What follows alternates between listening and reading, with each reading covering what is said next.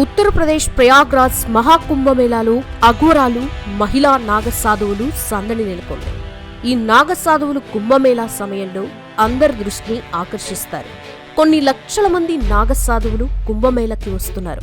వింత రూపం, ఒళ్లంతా బూడిద, మృతదేహాలని తింటూ, గంజాయి తాగుతూ, పుర్రెలో ఆహారం తీసుకోవడం వంటి డిఫరెంట్ బిహేవియర్తో శ్మశానాలలో నగ్నంగా సంచరిస్తూ ఉంటారు. ఒక వ్యక్తి అఘోరాగా మారాలంటే అంతా ఆషామాషి విషయమైతే కాదు. సాధువులుగా మారాలంటే అనేక రకాల తపస్సులు చేయాల్సి ఉంటుంది. అంతేకాదు, కఠినమైన నియమ నిబంధనలని, అనేక షరతుల్ని పాటించాల్సి ఉంటుంది. ఆ తర్వాతే తమ గురువు అనుమతి తీసుకుని కుంభమేళాలో స్నానం చేసిన తర్వాత సాధువుగా మారతారని పెద్దలు చెబుతారు. అయితే ఇలా పురుషులు మాత్రమే కాదండోయ్, మహిళలు కూడా నాగసాధువులుగా మారతారట. అయితే ఆడ అఘోరీల లైఫ్ స్టైల్ ఎలా ఉంటుందో ఎవ్వరికీ తెలియదు. మరి ఆడ అఘోరీలు ఎక్కడ ఉంటారు? ఆడ అఘోరీలుగా మారాలంటే ఎలాంటి కఠిన పద్ధతులు పాటిస్తారు? ఏం చేస్తారు? బట్టలెందుకు ధరించరు? పురుషుల్లానే నగ్నంగా ఉంటారా? ఆడ అఘోరీలు చనిపోతే వారి శవాల్ని ఏం చేస్తారు? ఇలా ఆడ అఘోరీల గురించి ఎవ్వరికీ తెలియని ఆసక్తికర విషయాల్ని ఈ వీడియోలో తెలుసుకుందాం. స్కిప్ చేయకుండా చివరి వరకు చూడండి. అఘోరాలని సాధువులని కూడా అంటారు. అఘోరాలు ఎక్కువగా కాశీ లాంటి శైవ క్షేత్రాల్లో లేదా హిమాలయాల్లో మనకు కనిపిస్తూ ఉంటారు. ఒళ్లంతా విభూదితో, రుద్రాక్ష మాలలతో, జటాజుటాలతో తపస్సులో నిమగ్నమైపోతూ ఉంటారు. అఘోరాలు ఎప్పుడూ శ్మశానాల్లోనే తిరుగుతూ ఉంటారు. కాలే కాష్టాల మధ్య కాలం వెల్లదీస్తూ ఉంటారు. మనుషుల పుర్రెల్ని పట్టుకొని సంచరిస్తూ ఉంటారు. దాన్ని ఒక పాత్రగా వివిధ పనులకు ఉపయోగిస్తారు. శరీరమంతా బూడిద ఉంటుంది. ఒంటిపై వస్త్రాలుండవు. మెడలో రుద్రాక్ష మాలలు ధరిస్తారు. శివుణ్ణి అమితంగా ఆరాధిస్తారు. గంజాయి తాగుతూ కనిపిస్తూ ఉంటారు.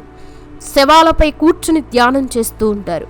వీరికి మంచి చెడులు ఒక్కటే. బాహ్య ప్రపంచానికి చాలా ఎడం పాటిస్తూ ఉంటారు. కుంభమేళా జరిగేటప్పుడో లేదా దేవాలయాల్లో వేరే ప్రత్యేక పూజల సమయంలో పెద్ద ఎత్తున ఆ ప్రాంతాలకి తరలిస్తూ ఉంటారు. సంస్కృతంలో అఘోరి అంటే భయం కలిగించని అని అర్థం. కానీ అఘోరాల వేషధారణ, ప్రవర్తన భీతి గొలుపుతూ ఉంటుంది. హిందూ సమాజంలో వీరిని దేవదూతలుగా భావిస్తారు. అఘోరాల్లో పురుషులే ఉంటారు. మహిళలు అరుదుగా కనిపిస్తూ ఉంటారు. దేవునితో ఏకం కావడానికి వీరు సాధారణ నియమాల్ని దాటి తమదైన ప్రత్యేక పద్ధతుల్ని అవలంబిస్తారు. ఇక అఘోరాలు కొందరు వారి శరీరంలో ఎముకలు లేవా అన్నట్లుగా ఎట్టు పడితే అటు శరీరాన్ని వంచుతారు. కొన్ని సందర్భాల్లో మాత్రమే అఘోరాలు లంగోట ధరిస్తారు. పూర్తి కాలం వారు నగ్నంగానే ఉంటారు. అఘోరీలకి అతీంద్రియ శక్తులున్నాయని నమ్ముతారు. పౌర్ణమి రాత్రుల్లో వారు శవాలపై కూర్చొని మంత్రాలతో పూజలు చేస్తూ ఉంటారు. చనిపోయిన వారి నుంచి తమకు శక్తి లభిస్తుందని చాలా మంది నమ్ముతారు. అఘోరీలు ప్రతి మనిషిని తమ వారిలా చూసుకుంటారు. దీని వెనుక వారి వాదన ఏంటంటే వారందరినీ ఒకేలా చూస్తారు. అఘోరీగా మారాలంటే 12 ఏళ్లు శ్మశానంలో తపస్సు చేయాలి. వారు సాధారణంగా పొగ తాగుతారు. లోతైన ధ్యానం సమయంలో గంజాయి, ధూమపానం వారికి బలమైన ఆధ్యాత్మిక అనుభూతితో పాటుగా ఇది వ్యాధులు, ఇతర సమస్యల్ని దూరం చేస్తుందని వాళ్ళు నమ్ముతారు. అఘోరీలు త్యాగం చేసే సాంప్రదాయాన్ని పాటిస్తారు. జంతువుల్ని బలి ఇచ్చిన తర్వాత వాటి జంతు రూపం నుంచి విముక్తి పొందుతుందని అఘోరీలు నమ్ముతారు. అంటే మళ్ళీ పుడితే అది జంతువుగా పుట్టదు. వారు మానవుల మృతదేహాల నుంచి పచ్చి మాంసాన్ని కూడా తింటారు.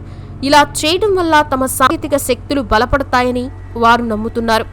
నరమాంస భక్షత్వాన్ని ఆంథ్రోపోఫాగి అని కూడా అంటారు. ఏకాభిప్రాయం ఉన్నా లేకున్నా మరొక మానవుడి మాంసాన్ని లేదా అవయవాల్ని తినడం అఘోరాలు ఆచారంగా భావిస్తూ ఉంటారు. ఈ చర్య చాలా కాలంగా కొనసాగుతోంది. అఘోరీలు ఒకే చోట ఉండరు. వారణాసి లేదా కాశీ లాంటి ప్రదేశాల్లో ఎక్కువగా కనిపిస్తారు. ఎందుకంటే ఈ నగరంలో అఘోరీల గుడి ఉంది. ఈ ఆలయంలో గంజాయి మద్యాన్ని అందిస్తారు. అఘోరీలు శివుని మృతదేహాల్ని పూజిస్తారు. శివుని 5 రూపాలలో అఘోరా ఒకటని కూడా నమ్ముతారు. శివుడిని ఆరాధించడానికి ఈ అఘోరీలు మృతదేహాలపై కూర్చుని విన్యాసాలు చేస్తారు. అందుకే శివుణ్ణి శ్మశాన దేవుడిగా భావిస్తారు. ఒక అఘోరీ చనిపోయినప్పుడు అతని అంత్యక్రియలు వారు చేయరు. దీనికి బదులుగా అతని శరీరం నీటిలో వదిలేస్తారు. ఇక కుంభమేళాలో నాగ సాధువులు ఎక్కువగా కనిపిస్తారు. అయితే వీరిలో ఎక్కువగా పురుషులు కనిపిస్తారు. ఇంకా కొందరు ఆడ నాగ సాధువులు కూడా కనిపిస్తారు. మహిళా నాగ సాధువులు తమ జీవితాలని అరణ్యాలలో చాలా ఏకాంతంగా ప్రదేశాల్లో గడుపుతారు. నాగ సాధువుని మనం చూసే సందర్భాలు చాలా తక్కువ. వీరు నగ్నంగా ఉంటారు. పురుష అఘోరాల మాదిరిగానే స్త్రీలు కూడా శ్మశానంలో నిద్రించి దాంతోపాటు శవాలని భక్షిస్తూ ఉంటారు. మహిళలు అఘోరాలుగా మారడం అంత సులువైంది కాదు. ముందుగా వారు నాగ సాధువులాగా మారాలంట. అంటే కనీసం 6 ఏళ్ల పాటు బ్రహ్మచర్యం పాటించి ఉండాలి. అంటే 6 ఏళ్ల పాటు కటిక బ్రహ్మచర్యం అంటే పురుష వాసన తగలకుండా శృంగారం వంటి వ్యామోహాలకి దూరంగా ఉండాలి. అలా 6 సంవత్సరాల పాటు దూరంగా ఉన్నవారు జీవితాంతం కూడా బ్రహ్మచర్యాన్ని పాటించగలరని సన్యాసి ఆచార్య మహా మండలేశ్వర నిర్ణయించి వారికి సన్యాసం ఇస్తారు. ఇక అలా మారేందుకు తమకి తాముగా పిండ ప్రదానం చేసుకోవాలి. తమ రక్త సంబంధీకులను వదిలేసుకోవాలి. నాగ సాధువుగా మారిన తర్వాత మహిళలు తమ అలవాట్లను పూర్తిగా మార్చుకోవాలి. పురుషులతో సమానంగా మహిళలు కూడా శివ పూజల్లో పాల్గొనాల్సి ఉంటుంది. ప్రతిరోజు ఉదయం బ్రహ్మముహూర్తంలో నిద్రలేచి నిత్యకర్మ చేసిన తర్వాత శివారాధన చేయాలి. ఇలా మధ్యాహ్నం వరకు గడిపి మధ్యాహ్న సమయంలో భోజనం చేస్తారు. తర్వాత మళ్ళీ ఈశ్వరనామ జపం చేస్తూ భజనలు చేస్తూ దైవ పూజలు నిర్వహిస్తారు. గర్భం నుంచి వచ్చే క్రమంలో ప్రతి ఒక్కరూ ఎలాంటి దుస్తులు లేకుండా బయటికి వస్తారు. చనిపోయిన తర్వాత కూడా దుస్తులు తీసేస్తారు. అదే కారణంతోనే ఆ మహిళా అఘోరీ కూడా ఎలాంటి దుస్తులు లేకుండా బయటికి వెళ్తారు. అఘోరాలు ఎప్పుడు రహస్యంగానే ఉంటారు. శ్మశాన వాటిక మృతదేహం శివుడితో ప్రత్యేకమైన అనుబంధం వారికి ఉంటుంది. ప్రతి అఘోరీ ఖచ్చితంగా తమ వద్ద ఒక మగ పుర్రెను ఉంచుకుంటారు. దాంట్లోనే తింటారు, తాగుతారు. అయితే పుర్రెలోనే ఎందుకు తినడం అనే సందేహం రావచ్చు. దానికి ఒక కారణం ఉంది. పుర్రె శివుడిని సూచిస్తుందని వాళ్ళు నమ్ముతారు. దీన్ని మోయడం వల్ల శుభం కలుగుతుందని వారిలో నమ్మకం. అందువల్లనే దానిలోనే అన్నీ చేస్తారు. శివుడు ఒకప్పుడు బ్రహ్మతల నరికాడని చాలా కథలు చెబుతున్నాయి. దీని తర్వాత శివుడు ఆ తలని తీసుకొని విశ్వమంతా తిరిగాడట. శివుని రూపాన్ని అనుసరించే అఘోరీలు మానవ తలల్ని తమతో ఉంచుకుంటారు. కొన్ని సమయాల్లో ఆడనాగ సాధువులు సాధారణంగా కాషాయ వస్త్రాన్ని ధరిస్తారు. ఆడనాగ సాధువులు ఏకవస్త్రాన్ని ధరిస్తారు. ఈ వస్త్రం కుట్టబడదు. ఈ వస్త్రాన్ని గంటి అంటారు. దీనితో పాటు మహిళా నాగసాధువు ఎల్లప్పుడూ నుదుటిపై తిలకాన్ని ధరిస్తారు. శరీరాన్ని భస్మాన్ని పూసుకుంటారు. హిందూ ధర్మంలో మహిళా నాగసాధువులకి మంచి గౌరవం ఇస్తారు. వీరిని మాతా అని పిలుస్తారు. ఇలా అనేక ఏళ్లు పరీక్షలు ఎదుర్కొన్న తర్వాత గురువు ఆ మహిళని నాగసాధువుగా మార్చడానికి అనుమతిస్తారు. మహిళా నాగ సన్యాసి అయిన తర్వాత ఆమె తన జీవితాన్ని భగవంతునికి అంకితం చేస్తుంది. ఎల్లప్పుడూ భగవంతుని భక్తిలో నిమగ్నమై ఉంటారు. ఉదయం భగవంతుని ఆరాధనతో రోజుని ప్రారంభిస్తారు. రోజంతా వారు భగవంతుని ధ్యానంలో జీవిస్తారు. ఉదయం లేచినప్పటి నుంచి రాత్రి వరకు పూజలు చేస్తూనే ఉంటారు. మహిళా నాగ సాధువులని సాత్వీయ మాత అని పిలుస్తారు. అంతేకాదు నాగిన్, అవధూతిని అని కూడా సంబోధిస్తారు. వీరు చాలా అరుదైన సందర్భాల్లో కనిపిస్తూ ఉంటారు. సామాన్యులకి దూరంగా దట్టమైన అడవులలో, కొండలలో, గుహలలో జీవిస్తారు. అరుదైన సమయాల్లో మాత్రమే జనాల్లోకి వస్తూ ఉంటారు. సాయంత్రం సమయంలో దత్తాత్రేయ పూజలో అంతా పాల్గొంటారు. మహిళా నాగ సాధువులు దత్తాత్రేయ తల్లి అయిన సతీ అనసూయ దేవిని ఎక్కువగా పూజిస్తారు. పూజల సమయంలో ఎలాంటి కోరికలు కోరుకోరు. ఎందుకంటే వారు సర్వసంగ పరిత్యాగిలి కదా. కేవలం ఈ జన్మకి మోక్షం కలిగించాలని దైవాన్ని అఘోరాలు వేడుకుంటారు. మహిళా అఘోరాలు చనిపోయిన సమయంలో ఎలాంటి కార్యక్రమాలు చేయకుండా శవాన్ని నదిలో లేదా ఏదైనా చెరువులో పడేస్తారు. అయితే తెలంగాణలో ఓ లేడీ అఘోరీ జనాల మధ్యలోకి రావడం ఆ మధ్య హాట్ టాపిక్ అయింది. రాష్ట్రంలోని పలు ఆలయాలని సందర్శిస్తూ ఆమె పూజలు చేశారు.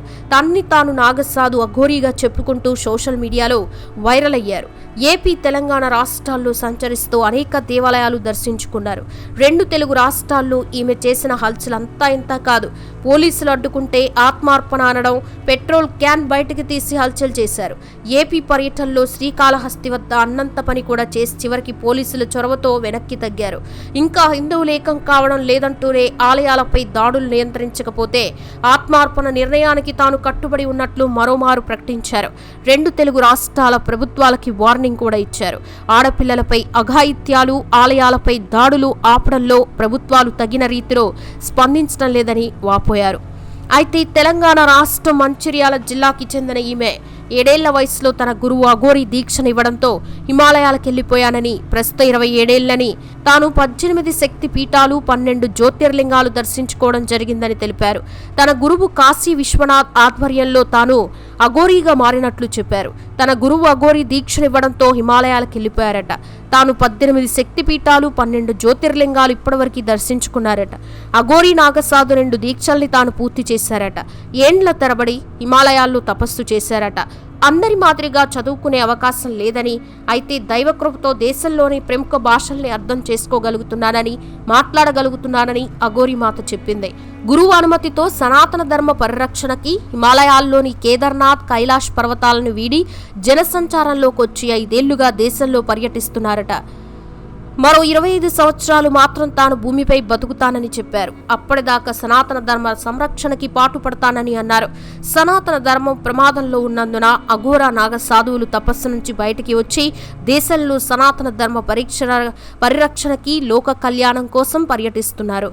చూశారు కదా ఫ్రెండ్స్, ఆడ అఘోరీల గురించి స్టోరీ.